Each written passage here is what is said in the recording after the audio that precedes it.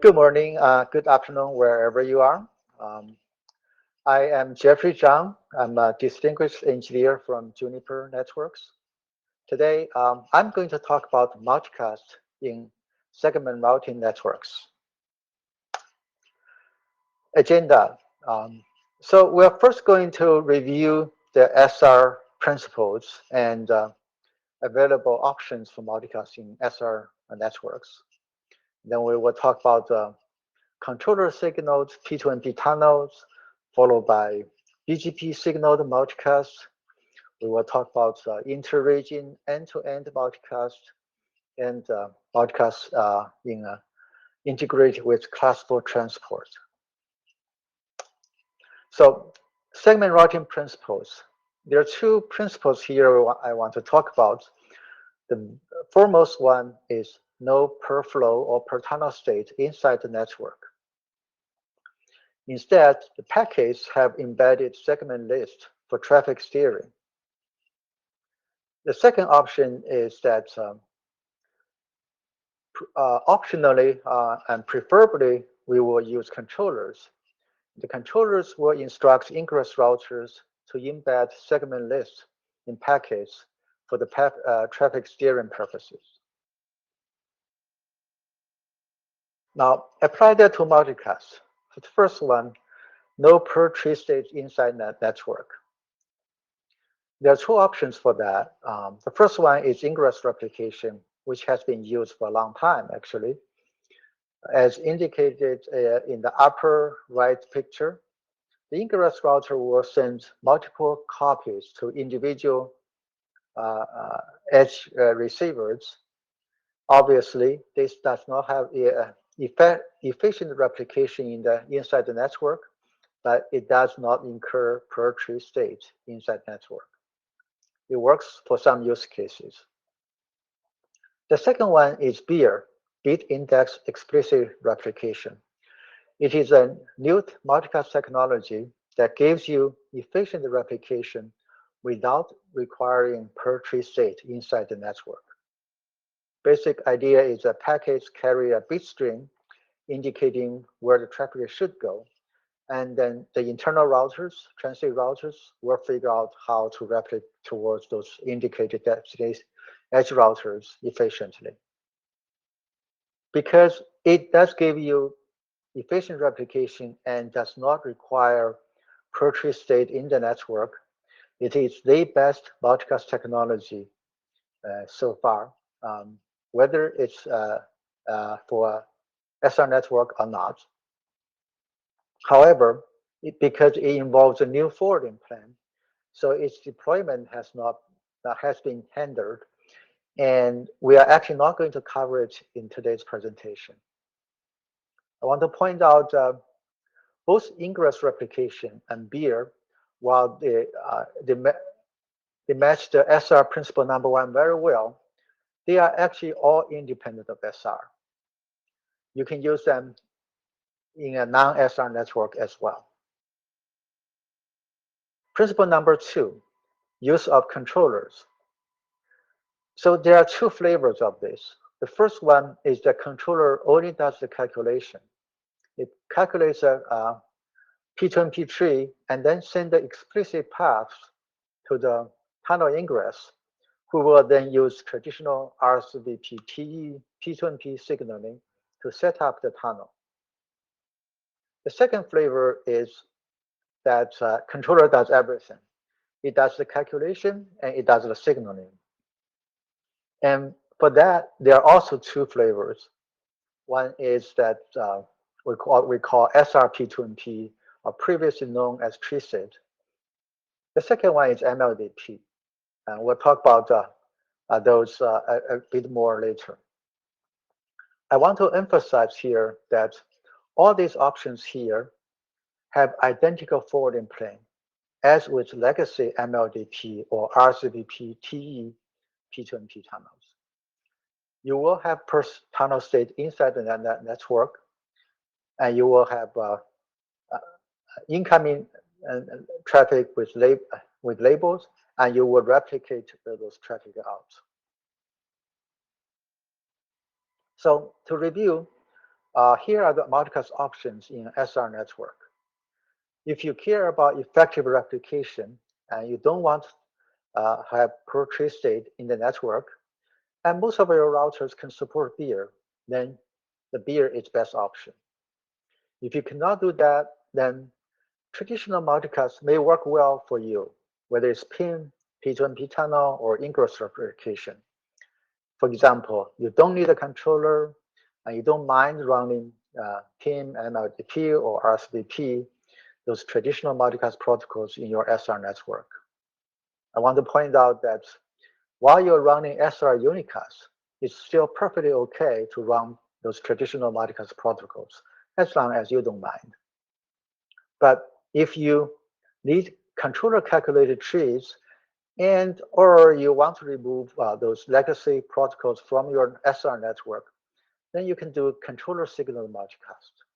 Just bear in mind that with controller signal multicast, you will still have per tree or per tunnel state inside network. Now let's talk about controller signal P2MP. The first option of controller signal P2MP is SR P2MP, or previously known as tree state. It's now being worked on in IETF various working groups. The basic idea is that the controllers will do tree calculation and send forwarding states to each tree node of that tree to set up forwarding paths. The forwarding states for a particular node on a particular tree, we refer it to as replication segments. A replication segment is identified by the root ID, tree ID, candidate path, and target node. And the forwarding information includes incoming label or incoming SID, and a bunch of outgoing label or outgoing SID to replicate traffic to. From the controllers to the tree nodes, the signaling could be done by PSAP, by BGP multicast, or BGP SRT signaling. And in this presentation, we are going to focus on BGP multicast. The second option of controller signaled P2MP is MLDP tunnel that is signaled by BGP from the controllers. I want to point out that here the only relevance to MLDP is that we use the MLDP flag to identify the tree in the control plane. Notice that in the forwarding plane, it's just like SRP2MP or legacy MLDP. So while we use the MLDP flag to identify the tree in the control plane, we actually do not use LDP signaling anymore. The reason to do this MLDP tree identification includes that it allows easy transition from existing MLDP deployment. For example, if you already have a BGP MAPN deployment with MLDP tunnels, then all you change is how this MLDP tunnel are set up. There's no change on the MVPN part. Another benefit of using MLDP flag as tree identification is that MLDP flag has this opaque structure, so it gives you a lot of flexibility and extensibility when it comes to identify a tree. Now, the signaling of MLDP tunnel using BGP multicast can actually be done either from controllers or using the traditional hop-by-hop signaling from leaves towards the roots. Now, let's focus on BGP signal multicast. BGP MCAS signaling basically use BGP, a new BGP SAFI called MCAS tree SAFI to signal SRP2MP tunnel or MLDP tunnel or IP multicast or any potential future new types. we just use a different NRI type to signal different trees, then the rest of it will be identical, no matter what kind of tree we're setting up. The signaling can be from controllers or can be from the leaves towards the root, hop by hop. There are different IETF drafts specifying the procedures for those two options. A little bit more details here.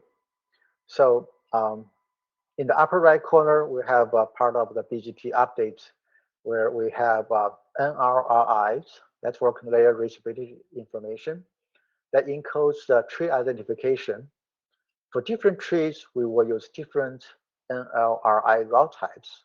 For example, we can have a multicast tree, IP multicast tree that is identified by source group. And we can have a SRP2MP, a tunnel, and the NRI will encode candidate paths, root ID, and tree ID. And if it's a MLDP tunnel, we will just encode MLDP fact there. The next piece of information in the NRRI is the targeted router. If you look at the picture, the controller is the button to the left of that picture. That controller calculates the tree and sends the forwarding information to different routers. Let's say R1 is a node on the tree, then the controller will send a route towards R1. That route will encode the tree identification and also encodes R1's identification because that particular route is for R1 itself only for the multicast tree, specifying the forwarding information on R1 for that tree. We will also have a tunnel encapsulation attribute that encodes the forwarding information. That tunnel encapsulation attribute, or TEA, basically encodes a list of quote-unquote tunnels.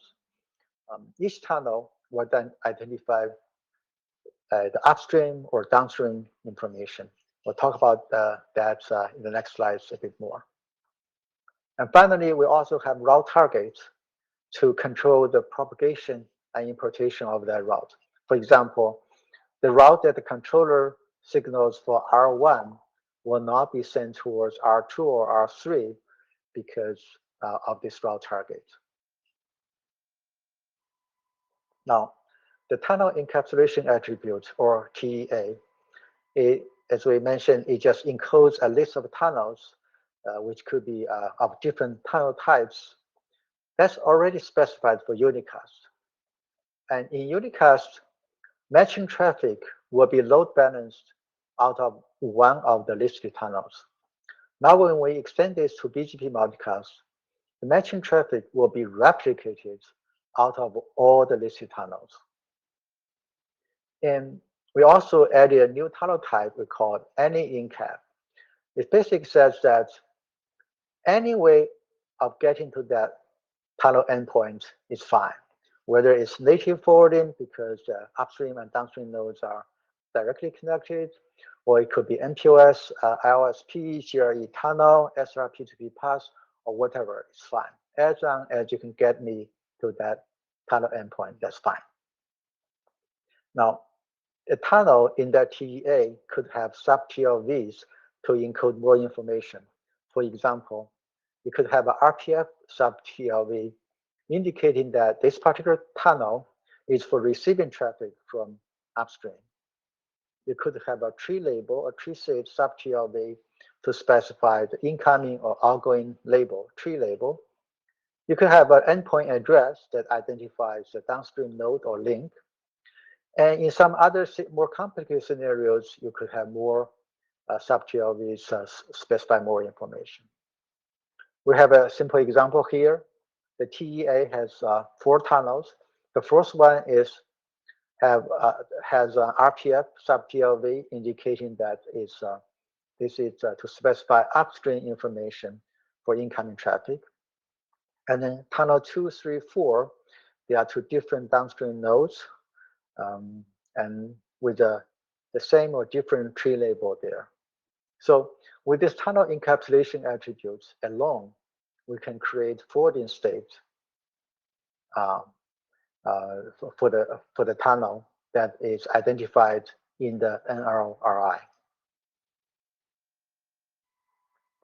Now, so far we sort of assume that the forwarding plane is MPLS, but this SR MPLS or SR P2MP or SR or MLD P2MP, they work for both MPLS and SRv6 forwarding plane.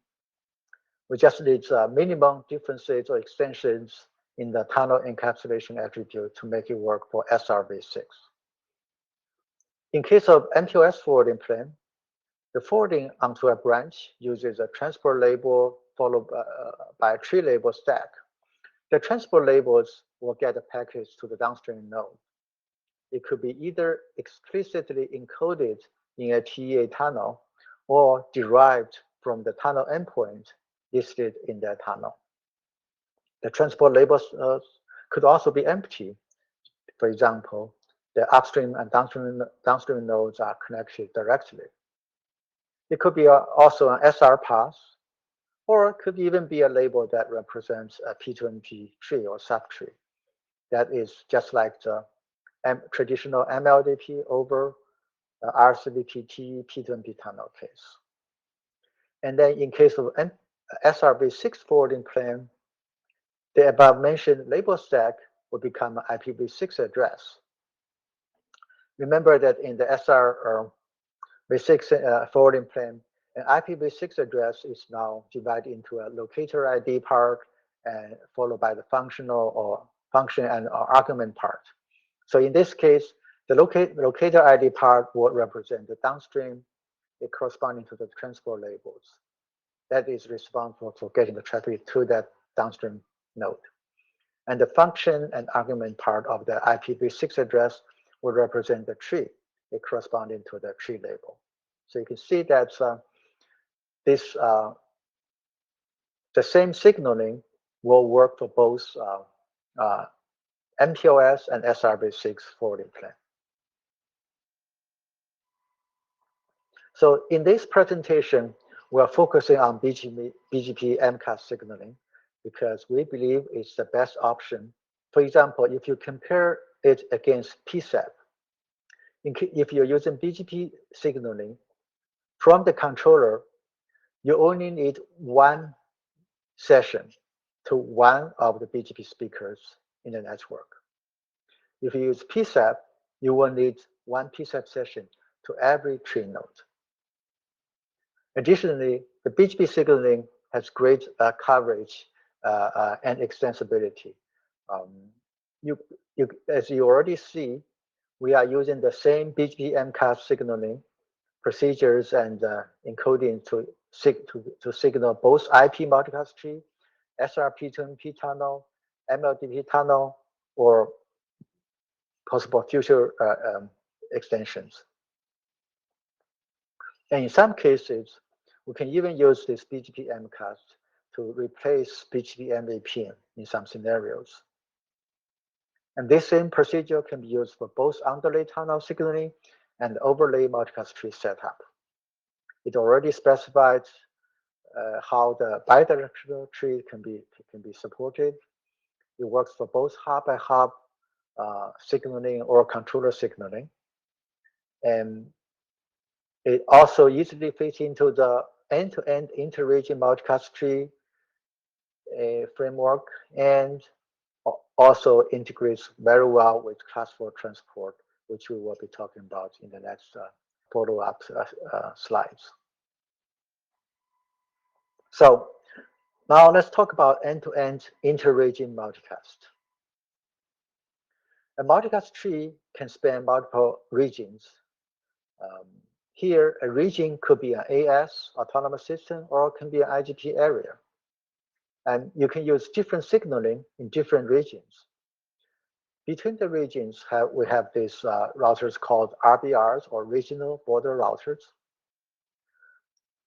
And for a particular region, we can do either in-band signaling or overlay signaling.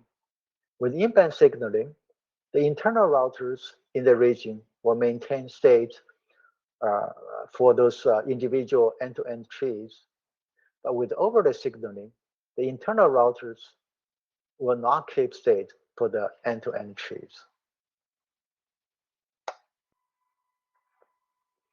Let's take a closer look at in-band signaling across a region. Remember that we can have different methods used in different regions. In this picture, you can see that we have the roots in the metro region 1, leaves in metro region 2. Now, it could be that we have the multicast tree is IP multicast identified with source group, and in the metro region 2, we are doing PIM signaling. When it comes to core region, we're doing MLDP in-band signaling. We'll have one MLDP tunnel for each of those IP multicast trees. And when it comes to metro region 1, we switch to BGP signaling, and whether it's controller-based or hop-by-hop signaling. Another example is that in the metro region 2, we can have SR P2P tunnel set up by PSAP. When it comes to core region, we'll do BGP MCAS signaling for the same SR P2P tunnel. And in metro region 1, someone said, I want to do BGP SRTE signaling for that. And finally, for in the metro region 2, you could be doing the legacy MLDP signaling for MLDP tunnel. And the core region, we can do the BGP MCAS signaling from controllers to set up the MLDP tunnel. And in region 1, we'll use BGP MCAS signaling, but to do the hop-by-hop fashion. Now, in case of hop-by-hop signaling, a router needs to determine its reverse pass-forwarding neighbor, basically the next hop neighbor towards the tree root.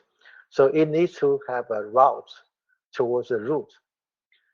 In the inter-region case, for example, seamless MPLS or seamless SR, it's quite often that internal routers actually do not have the route towards the tree roots. In that case, the RPF needs to be towards the upstream RBRs instead. And for that, if PIM signaling is used, then the PIM RPF vector can be used to encode the upstream RBR. If it's MLDP signaling, then MLDP recursive flag can be used. These are all existing RFC. Now, for BGP MCAS signaling, similarly, we introduced this RPF address extended community to encode the same information.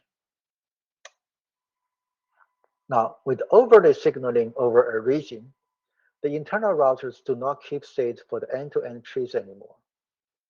Instead, the regional border routers will signal to each other directly over targeted LDP sessions or over BGP sessions. There are three options here. The overlay signaling could be BGP FVPN specified in this RFC 6514, or could be done by MLDP over targeted sessions specified in RFC 7060.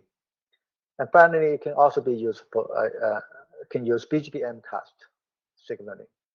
Now notice that when we use MLDP or BGP MCAS, there is actually no difference between overlay and in-band signaling anymore. It's just whether the downstream, upstream nodes are directly connected or not. In this picture, the RB1 and RBR1 and RBR2 are not directly connected. RBR2 send signaling to RBR1 directly, and then RBR1 will tunnel the traffic to the downstream RBRs, either via ingress replication or via P2P tunnels. And however that P2P tunnel is set up is fine.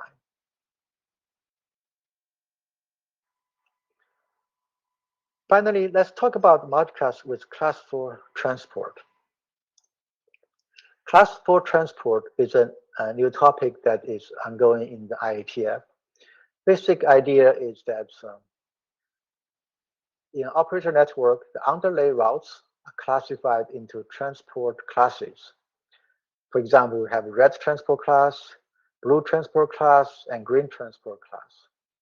Those underlay routes are advertised with this new CEFI called Class 4 Transport CEFI, and the routes are attached with transport class route targets. The route target specifies the transport class also controls route propagation and importation.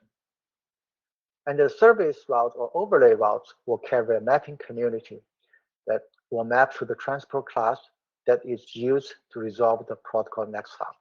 So that's the basic idea of this BGP Class 4 transport framework.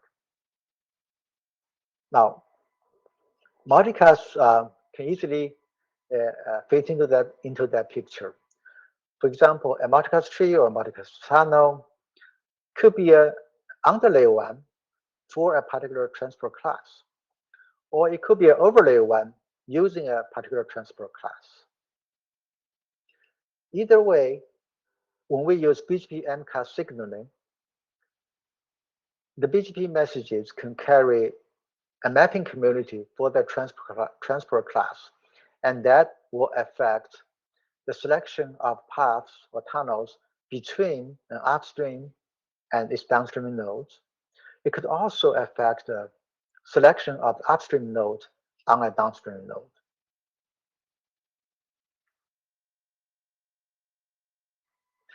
In summary, we looked at principles of SR networks and various options for multicast in SR networks. Those options could be per SR principles or not. Mainly, it's basically per deployment considerations. In the non-beer, non-traditional options, we believe BGP multicast is the best option. It only needs one single session from the controller to one of the BGP speakers, and it offers great coverage and extensibility. In particular, if you already have a MLDP deployment, then using BGP signaled MLDP will make the transition a lot easier. And also, because of the flexibility and extensibility due to opaque nature of MLDP FAC, that will make the tree identification a lot easier when you use MLDP FAC to identify the tree. So an end-to-end multicast tree or multicast tunnel, they span multiple regions. You can use different signaling methods in different regions, and BGP signaling is one way to stitch everything together. Especially in the inter-region case, BGP is like the universal language here. And finally, BGP MCAS signaling can easily integrate with Class 4 transport concept.